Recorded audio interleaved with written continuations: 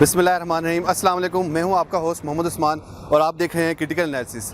آج کی اس ویڈیو میں ہم ایک کنٹروورشل ٹاپک کو کور کریں گے جو کہ ہے ہندو مندر کی کنسٹرکشن۔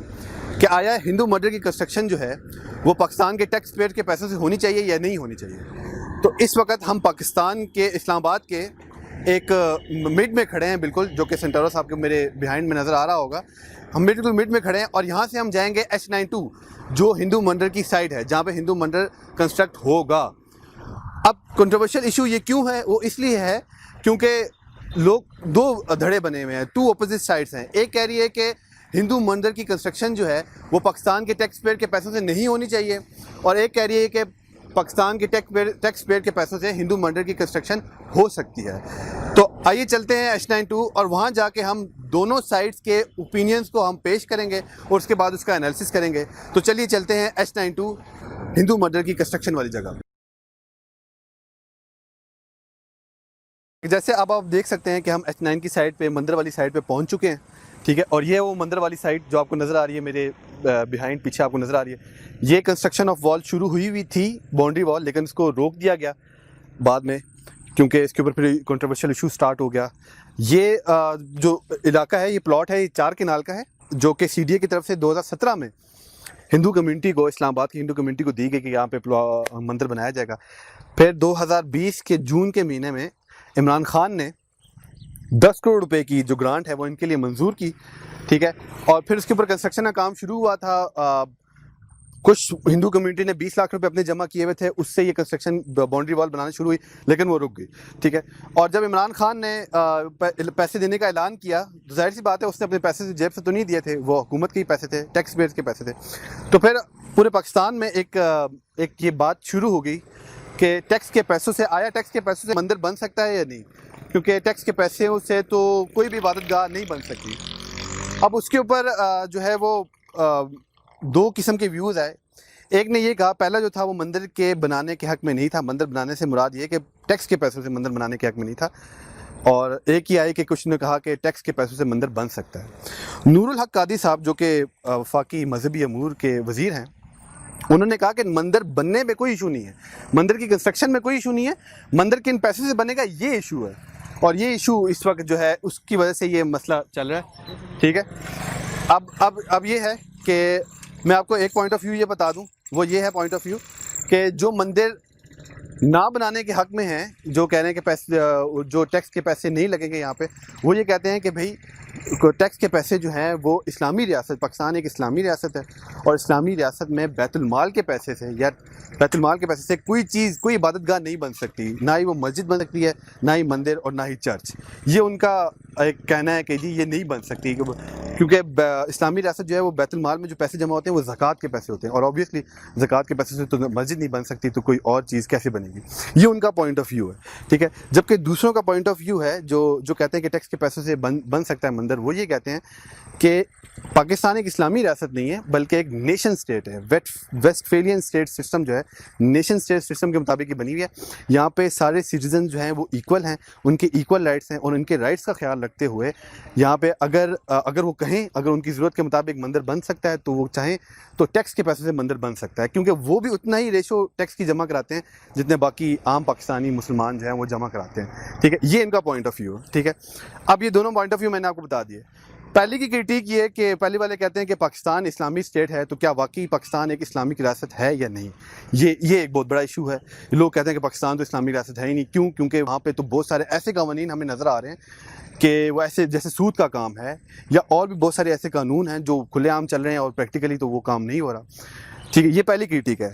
دوسرے پہ کرٹیک یہ ہے نیشن اسٹیٹ والوں پہ، سسٹم والوں پہ، کہ آیا یہ دیکھنا ہوگا کہ آئین اور قانون میں کوئی ایسی بات لکھی ہوئی ہے کہ کوئی مذہبی امور والوں نے کوئی مختص رقم کو مختص کیا ہو مسجد کی کنسٹرکشن کے لیے، مندر کی کنسٹرکشن کے لیے، یا چرچ کی کنسٹرکشن کے لیے۔ آیا انہوں نے کوئی ایسا کام کیا ہوا ہے؟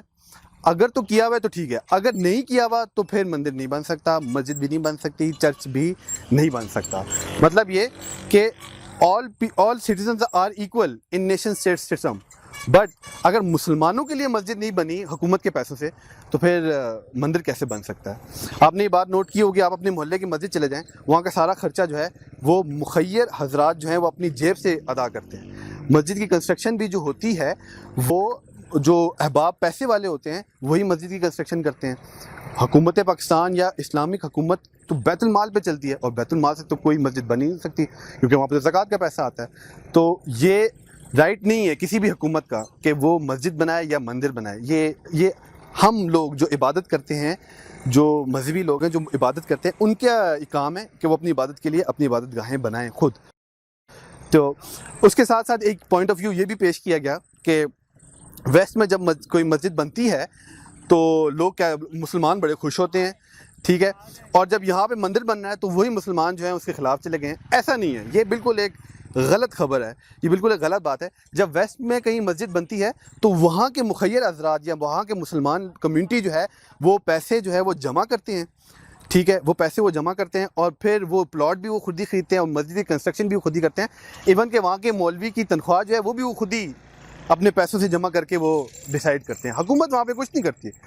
تو یہاں پہ تو پاکستان کی حکومت نے ہندوؤں کو باقاعدہ پلاٹ دیا ہے، تو اس کا مطلب تو یہ ہے کہ ہم ویسٹ کی حکومت سے زیادہ اچھے ہیں کہ ہم نے اپنی مائنورٹیز کا خیال رکھتے ہوئے وہاں پہ ان کو پلاٹ دے دیا۔ تو اس طرح کی باتیں جو ہیں یہ خلفشار، انتشار اور آپس میں لڑائی جھگڑا پیدا کرتی ہیں کہ جی ویسٹ میں ایسا ہے تو ہم تو ویسٹ سے زیادہ پھر اچھے ہوئے کیونکہ ہم تو پلاٹ بھی دے رہے ہیں۔ تو یہ باتیں ہیں، یہ اب اس کو کوئی ہائی لائٹ نہیں کرتا کہ ہم نے پلاٹ دیا ہے، ٹھیک ہے۔ لیکن ساتھ ساتھ میں آپ کو یہ بتاتا چلوں کہ دو ویوز میں نے آپ کو بتا دیے۔ ایک کہتے ہیں کہ پاکستان ایک اسلامی ریاست ہے اور اسلامی ریاست کے اندر حکومت کے پیسے سے کوئی چیز نہیں بن سکتی۔ دوسرے یہ کہتے ہیں کہ نیشن اسٹیٹ سسٹم ہے، نیشن اسٹیٹ سسٹم میں سارے ایکول ہیں، اگر ایکول رائٹس ہیں اور سارے ایکول ٹیکس دیتے ہیں تو اگر کوئی کہے تو ٹیکس کے پیسے سے مندر بن سکتا ہے۔ لیکن پھر ہمیں یہ دیکھنا ہوگا نیشن اسٹیٹ سسٹم کے اندر رہتے ہوئے کہ کیا آئین اور قانون کوئی ایسی شک ہے اس میں کہ مذہبی امور نے کوئی پیسے مختص کیے ہوں یا ان کی کوئی ترتیب ہو کہ پیسے مختص کرنے کی، عبادت گاہیں بنانے کی۔ اگر نہیں ہے تو پھر نیشن اسٹیٹ سسٹم کے اندر بھی نہیں بن سکتا۔ جو احتجاج ہو رہا ہے وہ اس بات پہ ہو رہا ہے کہ کنسٹرکشن کن پیسوں سے ہونی چاہیے۔ پھر میں دوبارہ بار بار یہ بات کروں گا کہ احتجاج اس بات پہ ہو رہا ہے کہ کنسٹرکشن کس پیسوں سے ہونی چاہیے، اور یہ بات نور الحق قادری نے پارلیمنٹ میں کھڑے ہو کے کہی کہ احتجاج اس بات پہ ہے کہ کن پیسوں سے کنسٹرکشن ہونی چاہیے۔ شیرین مظاہری صاحبہ نے یہ بات کی کہ ہم جو ہے وہ مائنورٹی رائٹس کی بات کرتے ہیں پوری دنیا میں یہ دیکھتے ہیں کہ جی مسلمانوں کے ساتھ جو ہے وہ ظلم ہو رہا ہے جہاں پہ مائنورٹی ہیں، تو ہمارا یہ کام ہے کہ ہم اپنی مائنورٹی کی رائٹس کو پروٹیکٹ کریں، یہ ہماری اولین فرض ہے، ٹھیک ہے۔ اسی کے ساتھ ساتھ جو لوگ ہیں وہ ہم اب دیکھیں انڈیا میں کیا ہو رہا ہے۔ انڈیا میں RSS کے جو گنڈے ہیں، بدماش ہیں، وہ اس بنیاد پہ مسلمانوں کو پورا گاؤں چلا دیتے ہیں کہ ان کے گھر کے فریج میں بیف کا ٹکڑا پڑا ہوا ہے، بیف کے گوشت کا۔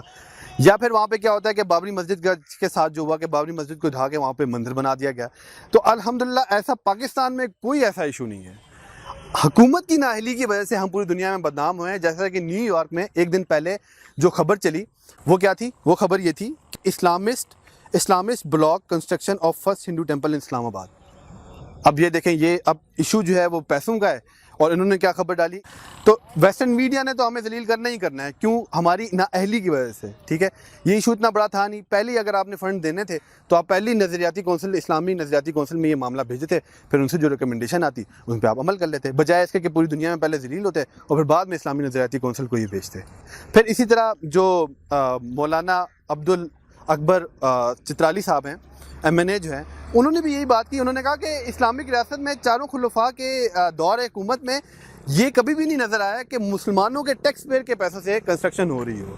یعنی پھر آپ دیکھیں گے وہی پیسوں کا مسئلہ آ رہا ہے، کنسٹرکشن سے کسی یہاں کوئی ایشو نہیں ہے، ٹھیک ہے۔ ہندو ہیں، اگر ان کو ضرورت پڑے تو وہ کنسٹرکشن کر سکتے ہیں، ٹھیک ہے، اپنی ضرورت کے مطابق اپنے اس دائرہ کار میں رہ کے وہ اپنی عبادت گاہ کو کنسٹرکٹ کر سکتے ہیں۔ یہ تو اسلامی ریاست میں بھی ان کو اجازت ہے۔